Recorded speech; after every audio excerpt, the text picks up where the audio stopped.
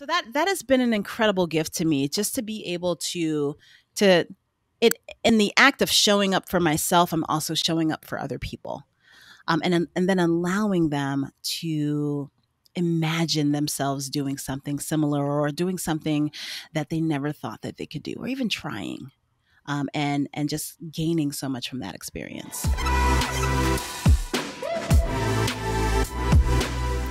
Hi, guys, and welcome back to the Thick Thighs Save Lives podcast. I'm Kelsey. And I'm Rachel. Guys, stop everything. We have a guest today that, sister? She's amazing. Oh my God. She has shaken up an entire industry, and I freaking love a disruptive woman. I love a woman that disrupts the industry. That is what I live for. And wow, like this episode, you guys. So we have Mirna Valerio, and she, if you haven't heard of her already, she is like literally an amazing self-made woman who just one day she started running. She reminds me like everything is just like so Forrest Gump. I just started running. And everyone started being was in awe. You are freaking amazing. So she has been featured in Runner's World. She's been on the news, CNN. Like, she had this amazing documentary. REI produced it. It was a short, and it's called The Mirnavator. And if you guys haven't seen it, it is so freaking inspiring. She's run 50Ks, 100K. She's an ultramarathon runner. She's been featured in Women's Running Magazine, Self Magazine. She was the 2018 National Geographic Adventurer of the Year. Like, that's a title. The Adventurer of the Year. And she also has written a book, which is a beautiful work in progress. And her experiences as being a professional athlete, an ultramarathon runner, and in a larger body has just inspired people everywhere to just really question everything they thought they knew about what running is and what it looks like and how it's done. And oh my God, I live for it. Yeah. I mean, she's been featured on so many large platforms, but rightfully so, because she is an incredible inspiration. And talking to her today was an absolute pleasure. I can't wait for you guys to hear her episode, because she is an incredible woman and is leading a movement that we are so passionate about. So I can't wait for you guys to hear it. We are absolutely thrilled to have Mirna on the podcast today, and so excited for you guys to hear from her. So we're just going to jump right into it. Mirna, can you tell us a little bit about yourself and your journey and how you got started? Sure. So I am obviously Mirna Valerio, also known as the Mirnavator. Interesting story how that name came about, but I'll tell you that later. I am currently living in Montpelier, Vermont, but I'm originally from Brooklyn, New York. And I am a runner. I'm an ultramarathoner. That's what I love to do. I really, really get fed in many ways from doing super long distances. And how that came about is another interesting story. I've been a runner for a long time, since ninth grade in high school. And I used running to get better at my chosen sports, which were field hockey and lacrosse. And so, and then, by default, I just fell in love with running as a sport itself. And that was in the late 80s and early 90s. And then I ran recreationally, and also just to stay fit throughout high school and throughout college, where I did not play sports. I was a musician. I went to Oberlin Conservatory of Music, and I'm a trained singer, and I'm a pianist, classical pianist. And so, I kept running even throughout my early adulthood when I worked in corporate America, and I got married, had a baby, kept working out, kept running, kept doing all of the fitness things that I love to do. And then I decided to leave corporate America and start teaching. and I taught in different places. And then I moved to Maryland one year, and I think that was in 2004. And I stopped all of my fitness things because I had a young child. He was 1.5 years old. My family, my husband had stayed in New York while I was in Maryland. And so we did this sort of weekend commuting thing. I didn't have any support, any family support with a young child down in Maryland. And it was just, and I had a really stressful job. I was teaching both middle school and lower school. Lower school is not my preferred age group, by the way. You either like the older kids or you like the younger kids. Give me the preteens and the teenagers. Same. So it was really stressful and took a huge toll on my mental health and on my physical health. And so, we decided that Maryland wasn't the place for us to be if we were going to be happy. And so we moved back up north to New Jersey, which is closer to home, so closer to a family network and friend network. And my job was still very stressful. I worked at a boarding school. I worked at boarding schools for 11 years out of the 18 years that I taught. And I was also in grad school. I was in, as a boarding school teacher, you're doing all these things. You're in the dorm. So you have 20, 30 kids to take care of. I was a full-time teacher. So I had 5 classes.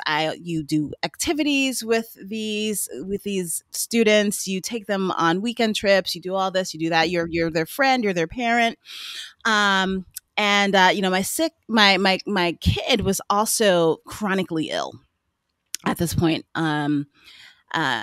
in my life. And so there were all these things going on. My husband had a crazy schedule, and as did I. And so, I forgot one important part of this story, which was on the weekends, I would commute to Maryland, where I had left, and teach my former students private lessons on piano, voice lessons, composition. I would arrange music. I had some private Spanish lessons that I did, French, you name it, I did it.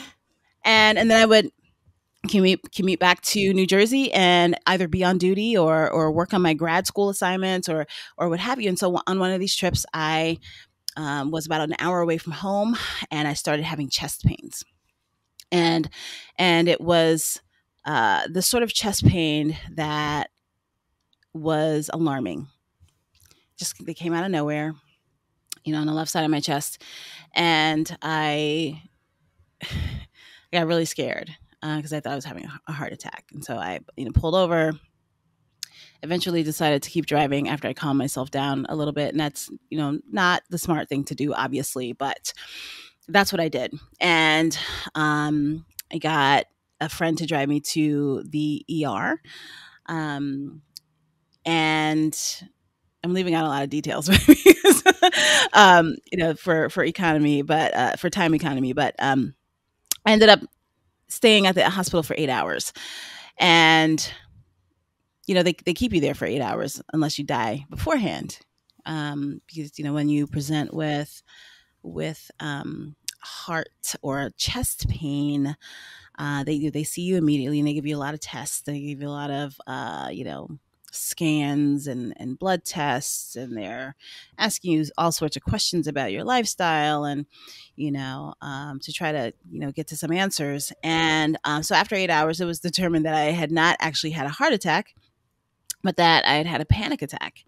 And that was not on my bingo card, as we say nowadays. Like, that had not ever been a concern of mine. I had never thought that I would have a panic attack. And, so I told the doctor, I was like, Black people don't have panic attacks. And he was like, what? You had a panic attack. That's all the symptoms of a panic attack. And also, judging by your lifestyle, where you don't sleep and you're constantly working, that's what it was. And so I walked out of there, and and of course, in hindsight, of course I had a panic attack, just looking at all the things that I was doing for everybody else, and the stuff that I wasn't doing for myself. So I saw a cardiologist because that was the next step in the process, just to kind of rule out any other cardiac events. And And after he tested me, he gave me what seemed like millions of tests. It was a very long appointment. He asked me if I wanted to see my son grow up. And that was the first of many cathartic moments. That was in 2008. And I had, I'd reached a point in my career where I was doing really well. I was doing really well at grad school. I was doing really well at being a dorm parent and a teacher, all that stuff. I was killing it, but in the process, I was killing myself because of the high level of stress that I had. And after the ER, or in the ER rather, the doctor told me that I had a lot of inflammation in my body, and that's something that I continue to deal with, and that as a result of stress. And so, both the cardiologist and the ER doctor were very firm with me in terms of telling me that I needed to reprioritize my life and to get some sleep. Number one, that was like the main thing. They said, you have to sleep. Your body can't recover without sleep. Mm-hmm. Your brain can't recover without sleep.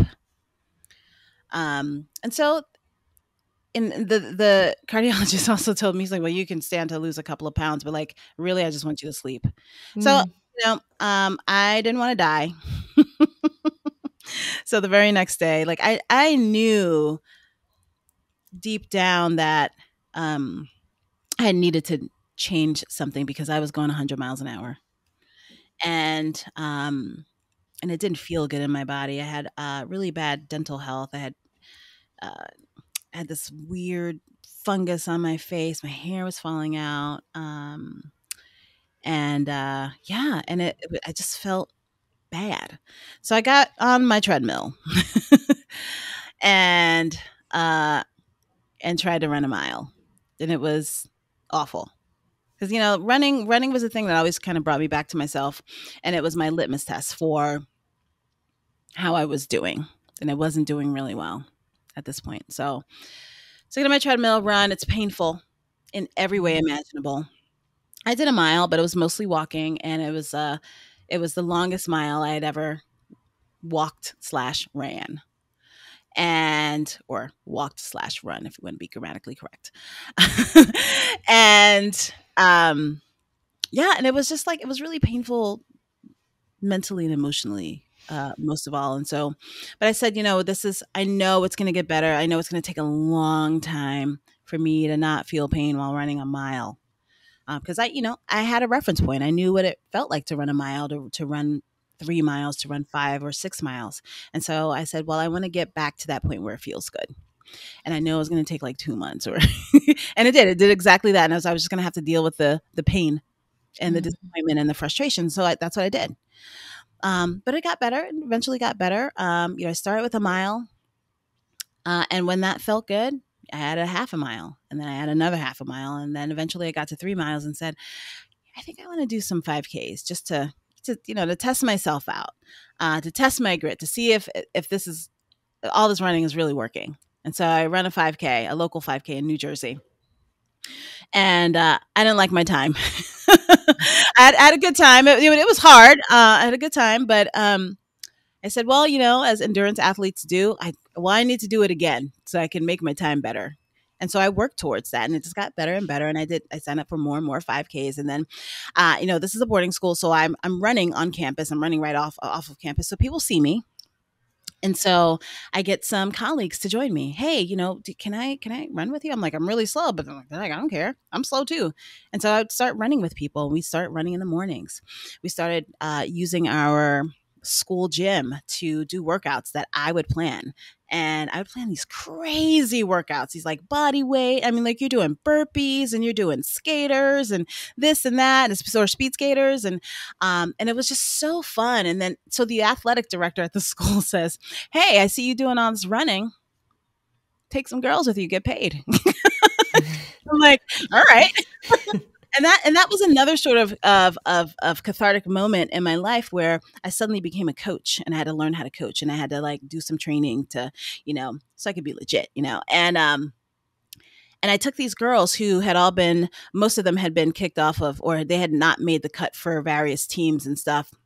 And running had become a lifestyle thing for me. It was a way to achieve more health and fitness, but it was also just a lifestyle. Like I couldn't imagine a week without running several times. I couldn't, imagine, getting up in the morning and not being excited about running. And so that's what I wanted to give to these girls.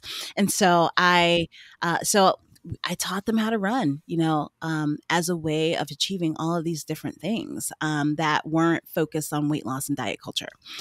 And, and I had lost weight, but remember that wasn't my primary concern. My concern was my overall just health and wellness and my mental health and wellness. And so, and it was so cool to bring these girls from 1 mile to 9 miles by the end of the season. That was really cool. So, so I kept running. I kept doing longer and longer distances. The half marathon became a full marathon. And when I signed up for my first full marathon, which was the Marine Corps Marathon, I started a blog called Fat Girl Running. And because I wanted to talk about my experiences as a larger woman in endurance sports. Because without this focus on weight loss and diet culture, because that just wasn't my thing.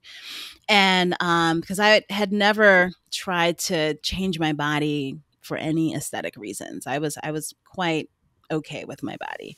But I started this blog, Wall Street Journal notices my blog, and then my life changes drastically in that moment. That was a very long. Well, I think there was just a ton of really relatable things in there, in that, having that. It's a weird thing with really highly motivated people, because they will run themselves into the ground and everyone will applaud them doing it. It's such a weird thing in our society. It's the American thing, I think. Yeah. It's like the more you do, the more you're applauded for it. And like the harder you run yourself down, the more you accomplish, the more people go like, yeah, you're really doing it.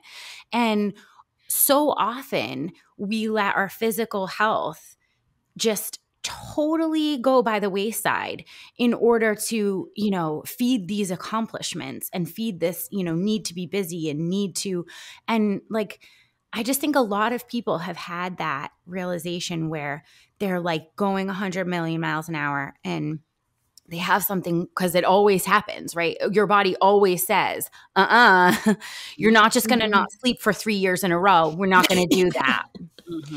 And every single time I think it's really important, because sometimes those wake up calls don't happen for people on the first time. And I think it's a really great thing about your story that you were able to see that and that doctor saying to you, do you want to watch your son grow up? Like, that's life-changing shit. And you just going like, well, I'm going to put this motivation towards and that's a really positive place when you're that kind of person, that you're just really highly motivated to put it into fitness and your health, is just like, that's the shit, like that's what we're talking about, because that's what drives your life forward and longer, and the quality of your life. It's just amazing. So I think that that's a really relatable story that a lot of people are going to see themselves in. And on that note, your blog that has really changed the course of your life since, being seen by really big outlets. Fat Girl Running has really connected a lot of women to your experiences. And I wanted to touch on a little bit the feedback that you've heard from women. What do they connect with you about your blog? Like, what is the real connection that people are saying, wow, this girl gets me? Well, I don't write in a blog anymore. So I finished in 2017 when I published my book. But most of the commentary I got was fairly positive, and or people saying, hey, wow, I've never thought that I could run outside in public until I saw pictures of you running outside in public on the street. I think I'm going to try it. That sort of thing. I never thought somebody in a body like mine could run a 5K or run at all. I think I'm going to try. Mm. I've always been scared to go into a gym because people look at me, and sometimes, with a disapproving look, or they make fun of me. But I'm going to try again, because now I realize that I am going for me. I'm not going for anybody else. I'm going for me. I need to take care of myself. And I still get those messages every single day on, in my DMs, on any post that I put up on any of my social media. I got the other stuff too, mostly from men. She's running. Shocker. Always from men. It's always like she's running to Dunkin' Donuts. That's what she's doing. Like really idiotic stuff like that, and or really disbelieving stuff. Well, you're not actually doing what you say you're doing. You're making fake running videos. In that REI video that you were talking about earlier. And so, but I thrive on that feedback, because that's what I want to pay forward. I've always been somebody, I'm going to do it anyway. Mm. Right. If, I don't care what you have to say about me, or what you think about me, or how fast you think I should be running. I'm just going to go out and do it anyway, because that's always been my spirit, and that's the kind of person that I am. But I understand that not everybody's like that. Most people aren't like that. I get curious about something. Oh, rock climbing. I want to try that. And so I go and try, even if people are like, oh, whoa, hey, wow, I've never seen somebody like you here. But again, I know that other people don't necessarily have that. I'm very impulsive in that way. So that has been an incredible gift to me, just to be able to it, in the act of showing up for myself, I'm also showing up for other people. And then allowing them to imagine themselves doing something similar, or doing something that they never thought that they could do, or even trying. And just gaining so much from that experience. Yeah, I think that's just, you are so inspiring in that way, because you do have that spirit where you're going to show up and you're going to try. But a lot of women, they need to be able to see it in the possibility, and you provide that for them. You provide that inspiration for them, that like, I could run outside. Like, that seems like such a simple concept, but the fact is like, it hasn't even occurred to them. When we first started the podcast, like, it hadn't occurred to people that you could, it hadn't occurred to a lot of our listeners that health would be the start of everything that we do.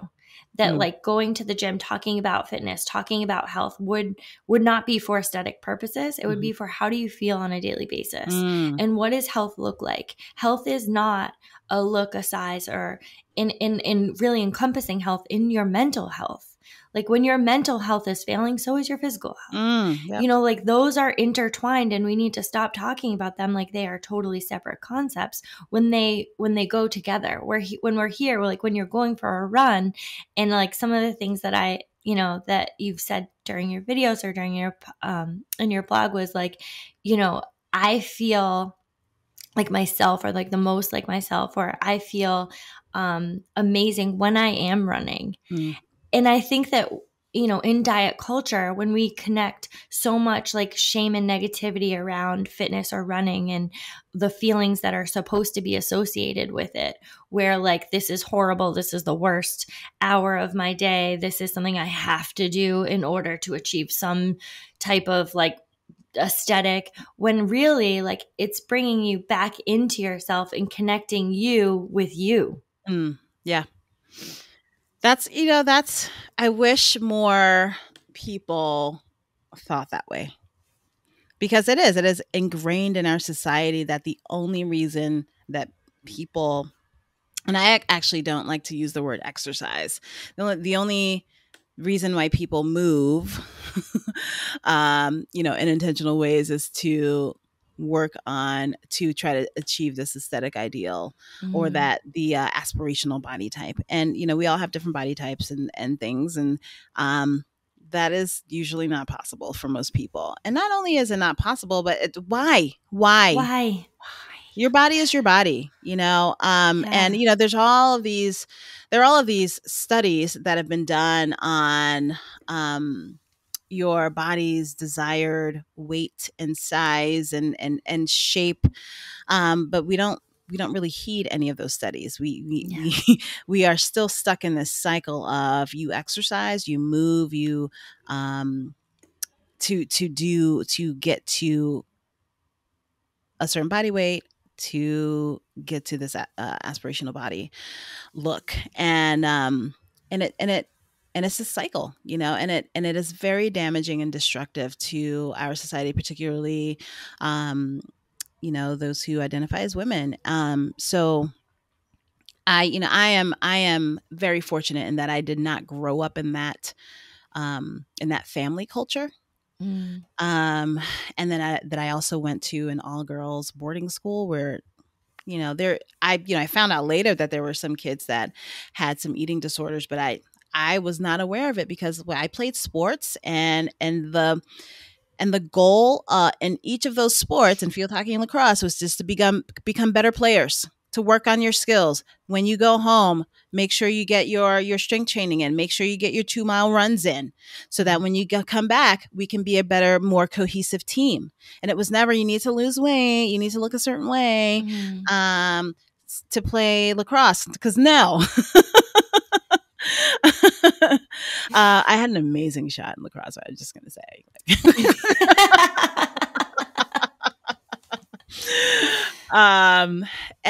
And that, that I was so fortunate. And then, when I'm thinking of people who are adults now who have not had that kind of experience in playing sports, or in just kind of in being in their own bodies and being allowed to be in their own bodies without shame, without people trying to, control what they eat and control what they do. And I'm so lucky.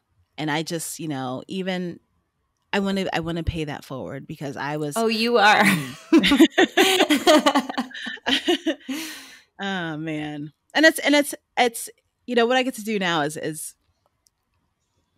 super fun and incredible, and my life is really, really surreal right now. I am worried that I'm doing too much. I mean, I know that I'm doing too much, and I know I've had some issues with anxiety and stuff, but because it's a full plate, it's but still, I wouldn't change it. Yeah. And you're kind of prone to that, filling up your time, filling up the things. Yeah. I just wrote an article for Self magazine on, I wish that in high school I knew how to say no. We talk about consent in other areas, but because I could do a lot of things, I always said, "Oh yeah, I'll do it. Oh yeah, I'll be president of this. Oh yeah, I'll do whatever you need me to do at 12 o'clock midnight," because I went to boarding school as well. So, and it was a lot. And there were many times where I kind of broke down and I just checked out. And that's what I'm scared of doing now. When it becomes so overwhelming, I just check out and drop a lot of balls. So, I'm working on that. Working on that right now as an adult. It'll be an eternal work of art, but I'm still working on it. Yeah, I know that. I totally get that.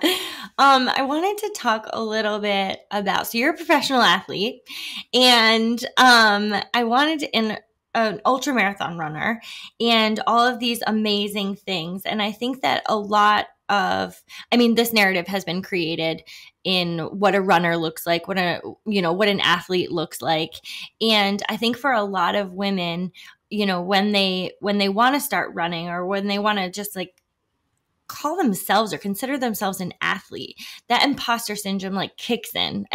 Rightfully so, because society is so ingrained and quick to say no, you're not like that. So you have really you have really changed, you've been a pivotal part in changing that narrative and, what that looks like for a lot of women.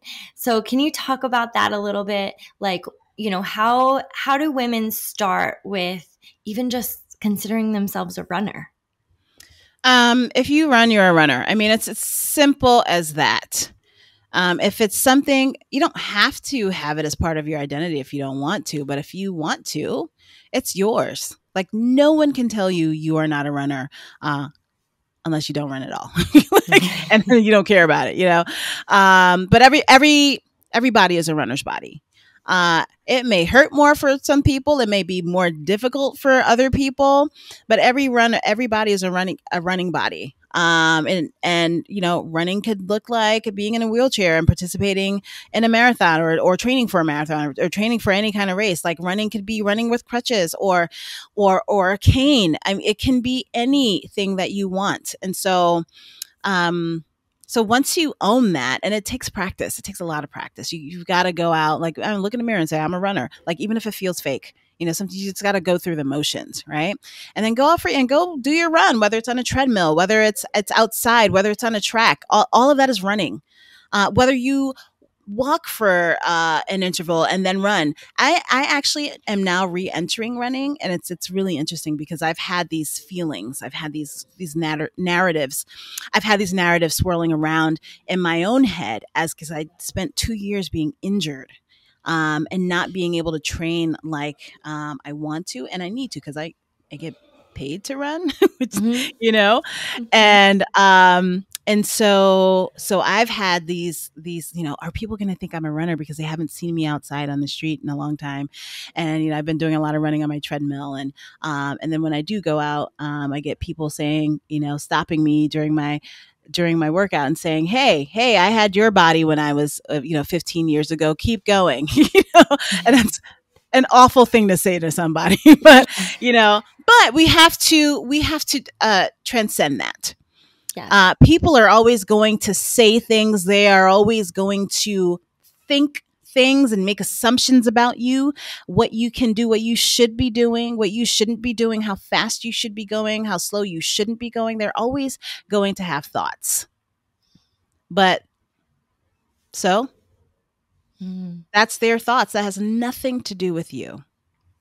And in fact, after this, they're never doing it either. No, yeah, right. Doing it. They're always talking to you from the sidelines, which is always very ironic about what you should be doing.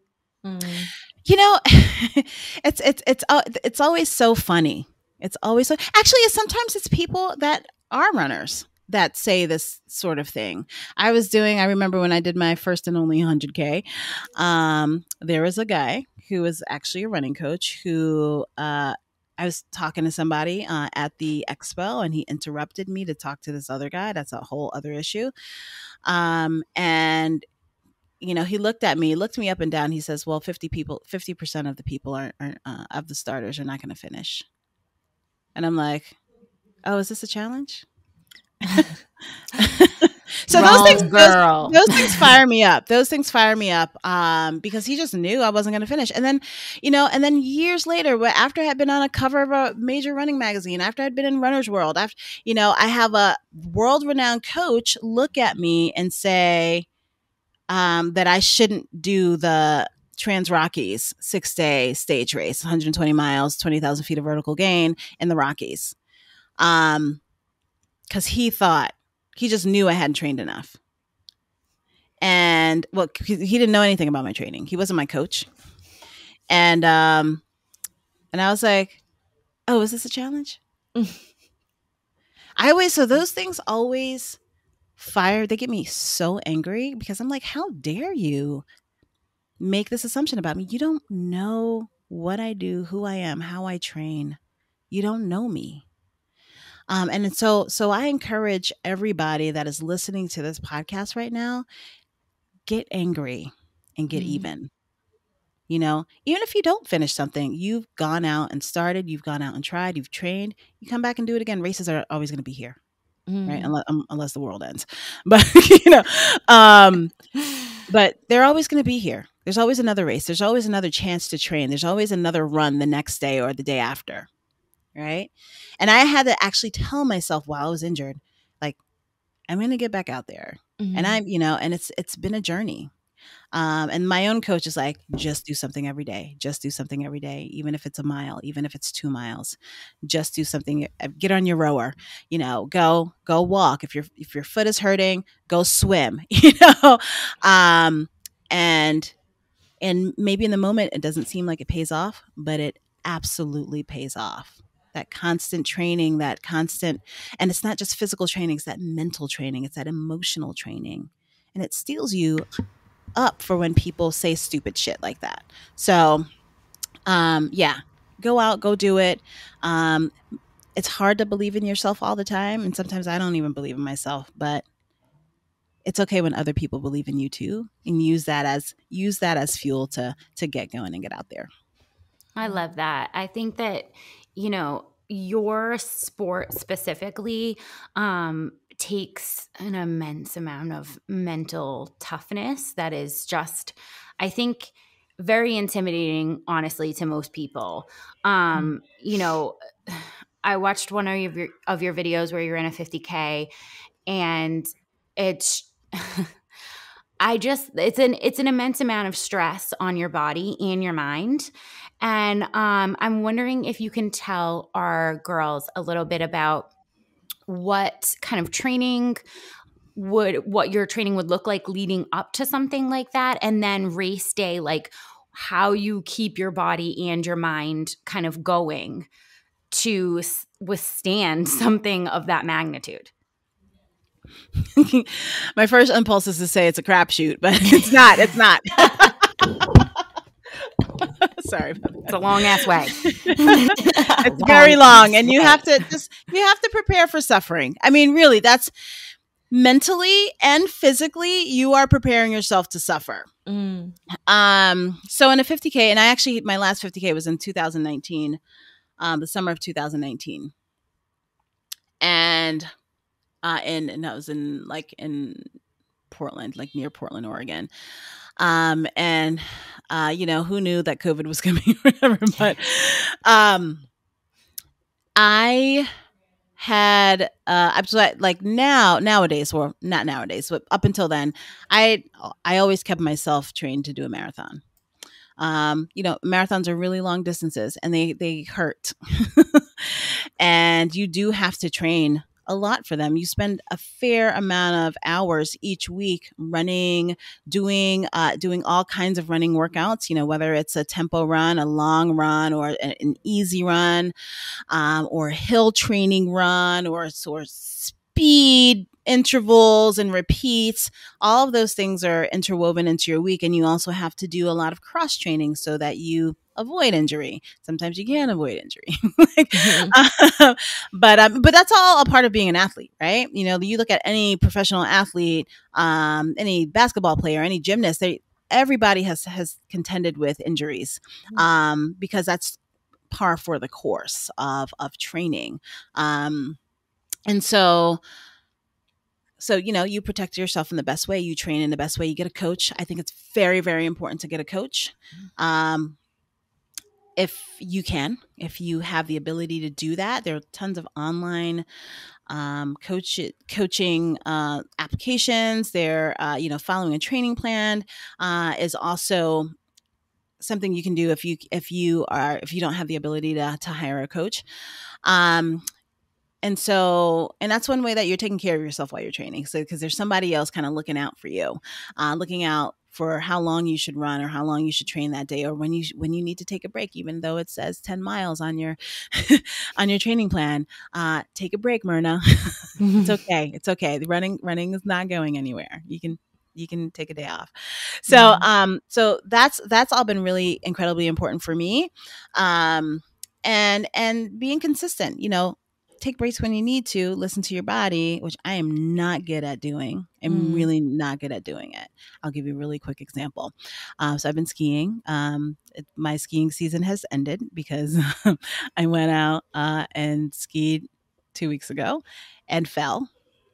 on my shoulder, and I have a rotator cuff sprain right now. But I kept skiing because I was like, I have to get 10 laps in. And nobody was telling me to get 10 laps in. Nobody but myself. So I went out and did 5 more laps, and then finally, got some common sense. I was like, you know what? I can't afford to fall again. Because running season, like, I've got to be training for running and stuff, and your shoulder basically is connected to everything in your body, even your toe. So anyway, so like, you've got to listen to your body. You've got to, don't do what I did. And then just kind of try to enjoy the process. But prepare for suffering. It's not going to be easy. You're going to be out there for hours on your long run. And it's, a lot of it's going to be awful. And that's okay. That is okay. It doesn't make you a better person, but it makes you stronger. It makes you better or more able to withstand really tough periods, not just in running. It's very transferable to other areas of your life. So, just like, embrace the suck, as they say in endurance sports. Embrace the suck. There's going to be a pain cave. It's not dangerous pain, but you're sore. Your hips are really sore. You're tired. You feel like you can't go on, but you somehow keep moving. And that is the glorious part of any endurance sport. You will find ways, your body will find ways, your mind will find ways to keep moving. So trust that it's there. Yeah. I love the way that you put that, and just how, like, you have been, you've taken running from, when you first started being able to run, walk a mile, and then, what you've done now. And it seems like the same theme is there. Like, when you started out, you were like, I'm, that hurt and I'm prepared to suffer a little bit. And then you got a little bit better at suffering, and I think when we first start out, I hear from a lot of women who, when they first start out and the first run really hurts, and they're like, that hurt my mind, that hurt my ego. I used to run a lot more, my body physically hurts.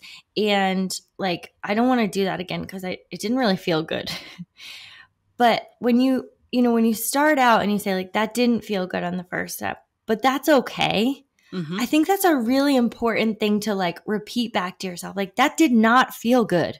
I didn't get any runner's high. I didn't get, like, I remember, like, starting out running. I'm like, where's this runner's high? Like, this does it even exist? Yeah. Like, what are these people talking about? Because I'm not getting that. Yeah. But, the more you do it, the better the chances are that you will feel that very fleeting experience of runner's high. It's so funny because, like, I in my book, I think I talk about, the first chapter is about my 100K experience, and after the 50K, the first 31 miles, amazing. I felt amazing and prepared, and then 2 miles into the second 50K, because I was like, oh, I got this. I am feeling so, I don't got this. And that's when I was like, okay, I'm going to use all of my strategies that I have learned from practicing. That's what training is. It's practicing. I'm going to use all my strategies to get me through this next 50K. And I used every single one of my strategies. I played music. I talked to myself. I lesson planned in my head. I cried. I tried to talk to other people. But I kept moving. I hallucinated. That wasn't one of my strategies, but it just happened. Because by that point I was up for like 40 hours, and I did everything that I could, and I called every single cell of my body to keep me moving forward, because I had to move forward. I didn't have the choice of quitting. I mean, I could have quit, but that was not an acceptable choice for me. Yeah. Because you couldn't quit, but that wasn't an acceptable choice. No. I mean, unless I was hurt. I wasn't hurt. I was sore, but I wasn't hurt. And I knew my body could do it. I just knew my body could do it. And so I'm like, I'm going to let my body do it. And I'm going to keep coaching myself to move forward. Yeah. I mean, you gain that confidence as you go. Like when you first start out, you're like, I don't know if my body can do this. But once you train, once you practice, you gain that confidence. And I did want to touch on, I know you've been struggling with some injuries.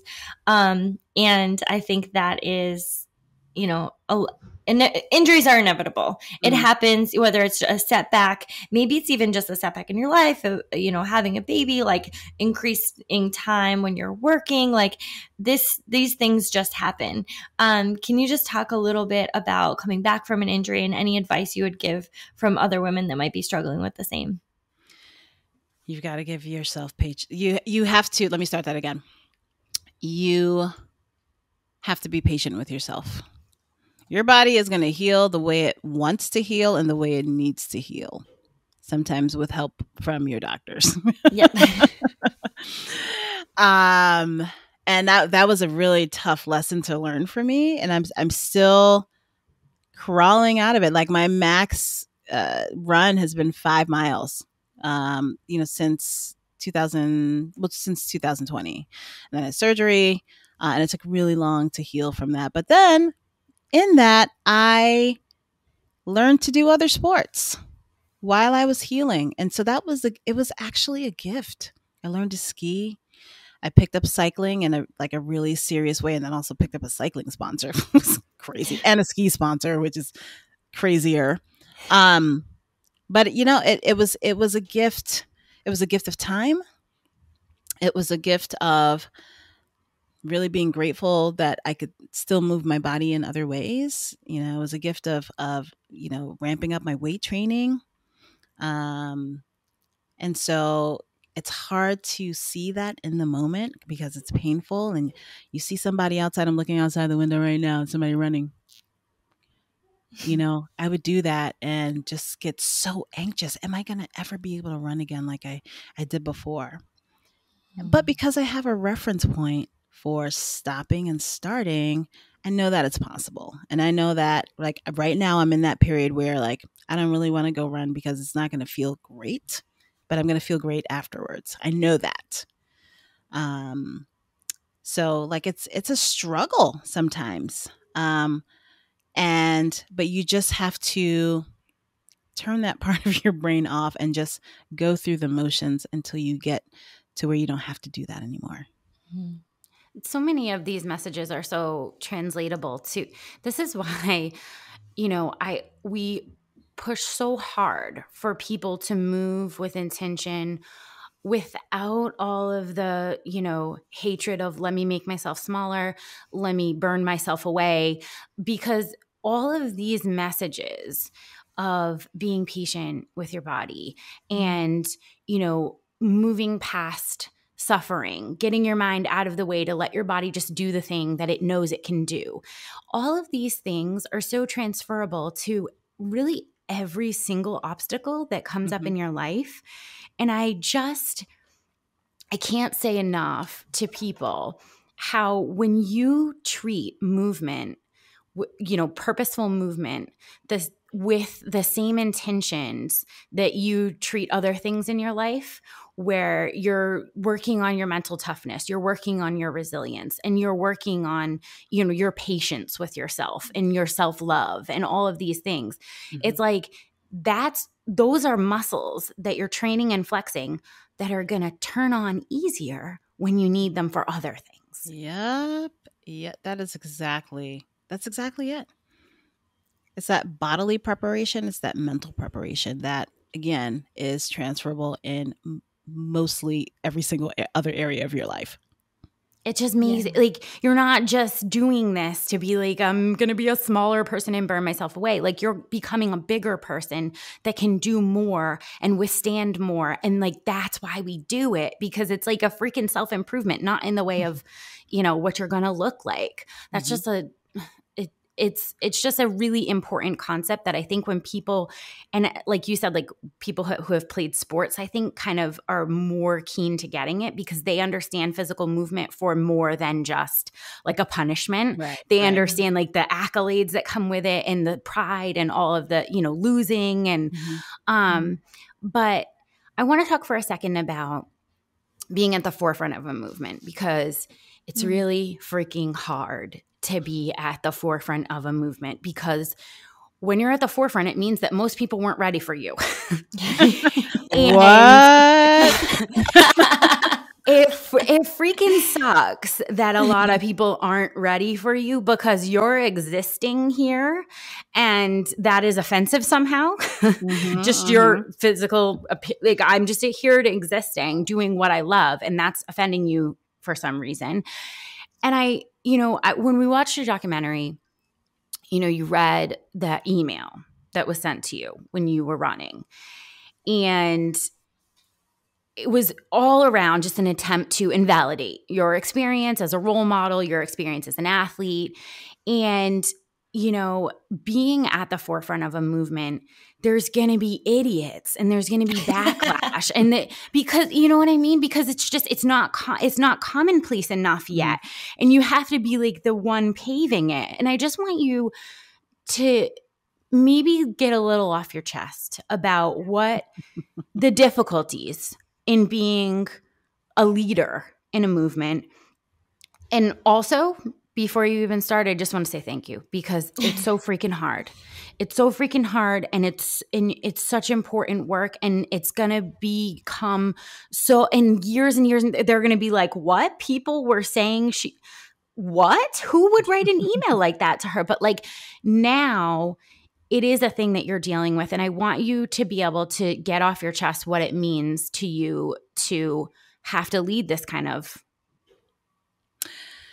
Well, thank you, first of all. And also thank you for saying idiots. Like, that's exactly what it is. People who cannot get out of their own heads and who cannot perceive in my case, body like mine doing things they thought were reserved for a certain type of body, right? And so it's really hard for people to step out of their own experience because a lot of people, for example, maybe they had never seen a fat person running, or maybe they had never seen a fat person at the gym not trying to make themselves smaller or burn themselves, burn the calories. And maybe they had never seen that. Maybe that had never been a part of their own personal experience. But that's what the work that I do is. It's allowing people to see other things, allowing people a window into other people's lives, at lived experiences and perspectives. And my initial reaction was, fuck you. Like, I mean, when I was on that trail doing a 50K, I was finishing a 50K because I was training for a 120-mile race. Right. And it was traumatizing to receive that email. It was traumatizing. I was stunned. I literally stopped in my tracks because I had been running. Right. And, I take out my phone and there's this incredibly awful email aimed at me, aimed to, like, as you said, delegitimize my body in the sport of running because he could walk faster than I could run. He thought I made fake running videos. He thought I was trying to kill people, as he said, with this perverse idea of fat acceptance. I was too overweight to run. This was his experience, but he can see that there were other experiences out there. And a lot of people, I see a lot of people don't write this necessarily on my social media because they know better. But people talk about my body all the time, and it's kind of weird that people like externally are talking about my body in both good and bad ways. But I get Well, I've never seen anything like that before.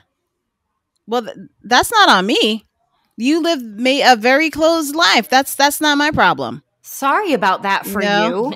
You know, My God, what a Disney wife. And also, like, I mean, it is the fault of the running industry as well. You know, they're a little better now, but not much better. Of only showing people who have a certain type of body, mostly a certain type of race, unless it's long distance running, and then it's, you know, Africans from East Africa, you know, but only showing those people. And that's where that whole idea of the aspirational body comes from. But, you know, and only showing people who win things and who are fast, but never people who are normal people who like to run for running's sake, or who are running to take care of their mental health. And maybe they are trying to lose weight. That's on, you know, I'm all about people having body autonomy and doing the things that they need to do for their own lives. And but other people can't see that, you know, and that, you know, it's as much their fault and society's fault as it is the running industry's fault, and the whole like fitness industry and diet culture industry. Like it's an amalgamation of all of those things. And so but I'm going to keep doing what I'm doing because it's good for me, and I see that it also is good for other people to see somebody like me, you know, getting, you know, insulted and dismissed and denigrated, but I'm still going to keep doing it because I know deep down in my heart that I'm doing this for me and I'm doing this for other people who need it. And those people that see me and that are negative towards me, whether it's online, whether it's in person, they need to see me too. And because they're going to be questioning themselves, well, she's still running even though I said this awful thing to her, or even though I said this like thing that I didn't think was awful to her and she had a bad reaction to it. Like they're going to be thinking about that. So it's good for everybody to see more kinds of bodies, more paces. You know, people always want to be special. You ain't special. Running is for humans and animals, maybe except sloths. I've never seen them run, but maybe I don't know. But, you know, that's outside of my experience, so I'm not going to make an assumption, right? So it's a good thing to get out there. Even it's really hard, y'all. I know it's so hard to get out there when you have internalized a narrative that you have to have a smaller body, or that you have to run a certain pace, or that you have to lift a certain amount of weight to be an athlete or to do athletic things. But guess what? Humans just made that shit up. So just make up something new. Make up something new. You know, I love that you brought up that the idiots need to see it too, or the people that have made some of these comments that they need to see it too. Because I think for me, I'm so quick to dismiss them and just say like, not them. We're here for everyone else. You know, like, but it's true because that, you know, that gets them thinking. You know, what I thought was, you know, like, you know, what I had said to her didn't have that effect on her. What I thought a runner looked like is not what a runner looks like, you know, and it disrupts that same pattern of thinking. And I didn't really think of that because I always just dismissed them. I'm like, they don't exist here anymore. But that you're right. That is so important. Get them questioning their whole life. Yeah. Yeah. Yes. And I would be remiss if we didn't bring up your book again because it's amazing. Thank A Beautiful you. Work in Progress is what it's called for everyone. And if you want to hear more from her, I think you should absolutely read her book. But aside from that, Mirna, where can our listeners hear more from you, see more from you? Where can they find you? Sure. I am literally all over the place right now. If you live in Brooklyn, there's a big billboard of me on the wall in Williamsburg, Brooklyn. If I'm my main space, the space that I'm most active is I can't speak English. The space that I am most active in is Instagram, although I have been coached by several younger people that I need to be on TikTok. So I'm currently developing my TikTok shtick. But I'm really on Instagram. I'm also, I know, if you're over 40, you might still be on Facebook. I know the young folks aren't, but I have a very large community on Facebook. I have a group called Fat Girl Running, about 16,000 people. And it's all about athleticism and whatever kind of body you have. And there's no diet talk or weight loss talk allowed. Because there's plenty of spaces on the internet to do that. We don't do that in our group. And we're very strict about it. So if you want that kind of space for you, again, whatever kind of size you are, whatever pace you are welcome. Whatever gender you are, actually, you are welcome as well. And and I have my book, and I sometimes I write for magazines. I have a website, themirnavator.com. And I do a lot of speaking. I do a lot of workshopping. I do body image workshopping. I do diversity workshopping. That was what I did when I was a teacher. I was a teacher for 18 years. Again, I'm literally all over the place. If you just Google me. And I highly suggest you do, because the content that you put out is just, it's fantastic. It needs to be seen. And it really is, I think, the breath of fresh air that we have been waiting for so long in fitness, is just, this idea that you do fitness because you freaking like to, because it makes you a better human, because it makes you more you, and that your body is just the least interesting thing about why you do fitness. It's literally the least interesting thing about you. Agreed. Thank you so much for coming on with us today. I adore you. We adore your message. And I think our girls are going to absolutely love this. So thank you again for taking the time. It's been wonderful to talk to you. Thank you so much for having me.